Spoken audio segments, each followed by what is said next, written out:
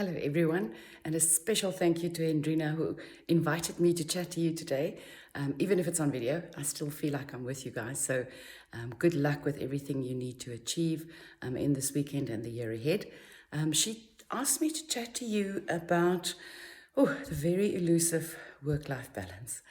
And actually, I think as we all know, there is no such thing as having a work-life balance. It's really not a balance. It's more of an ebb and flow. It's more of a sometimes work takes more of our time and energy, and sometimes life takes up more of our time and our energy. And I think if we look at it rather than an ebb and a flow and try to stop balancing everything, that is a first step to start achieving it.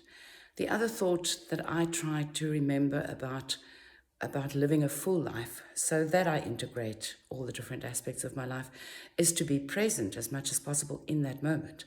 So that if you are at work, be at work. And if you're at home, be at home. And if you're on holiday, be on holiday. I think part of why we feel as if our lives are not balanced is because we don't fully appreciate the moments that this life gives us, this kaleidoscope of different things that happen to us. And maybe the opposite of what we see on Facebook and Instagram, life is actually most of the time quite boring and quite mundane. But there's still a lot of joy and a lot of love and a lot of happiness and a lot of laughter to be found, especially in those very mundane moments and in those times that we think are not Instagram worthy. Often that's where the happiness and the truth lies. And so another thought around thinking about our lives and the balance that we wish to create is, I believe too often we look at rest and relaxation, we look at it as a reward for working hard. And really what it should be is it should be a right. So rest and relaxation should be a right, not a reward. Because you know what happens with rewards. We often have a reward, a big reward or a small reward, but it can leave us with feelings of guilt.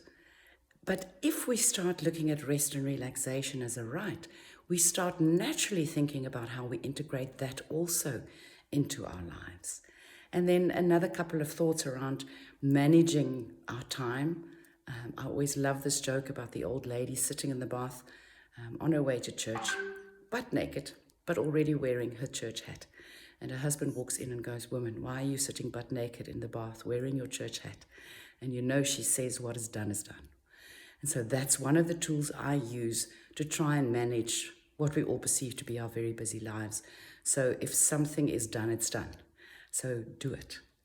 The old rule is if something takes less than 2 minutes to do, don't write it down, just do it. The other problem that I think has emerged in the last couple of years is that we are battling to draw a line between what we call work and what we call life.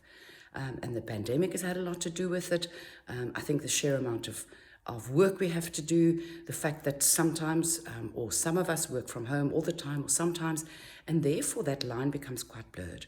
So another trick in terms of being able to separate when I'm in work mode and when I'm in life mode is to have a routine, a shut-off routine, so that when you are finished with work, shut down your laptop. Maybe take 2 minutes to put everything in its place, so when you walk in the next morning, you feel as if you are ready to tackle work's challenges. But try and make a definitive break in some way or form between work and the other parts of your life, your private life, so that it feels less as if the one is messily bleeding into the other. And then my old adage, delegate. Delegate, delegate. We don't have to do everything. We take on too much. So the rule there is look at your to-do list. And the only things that you must do on your to-do list are the things that only you can do. So the rule of thumb is everything else you delegate. Another piece of advice I read about recently is if we feel overwhelmed, if we feel that we have too much to do what they call a brain dump. In other words, write down everything that you think you need to do, literally everything that is in your head, and then look at it concretely on a piece of paper. And again, I think you'll see that very few of those things are things that has to be done today. Yes, a lot of those things could be important, but very few of them are really urgent. And if we walk around with this vague feeling of, I have a million things to do, that causes stress. The minute we actually put it down on a piece of paper, we start seeing the reality of it. And it's often far less daunting than what we make it up in our heads to be. And then the last thought from me to you is to say, stop looking for perfection. You know, I love that beautiful, beautiful quote that says, I strive only for excellence, because excellence is something I can achieve. But I leave perfection to God, because perfection is God's business. So have a wonderful, fabulous strategic weekend. And I know that all the plans you put in place are going to come to fruition. Thank you again for this wonderful opportunity. Bye all.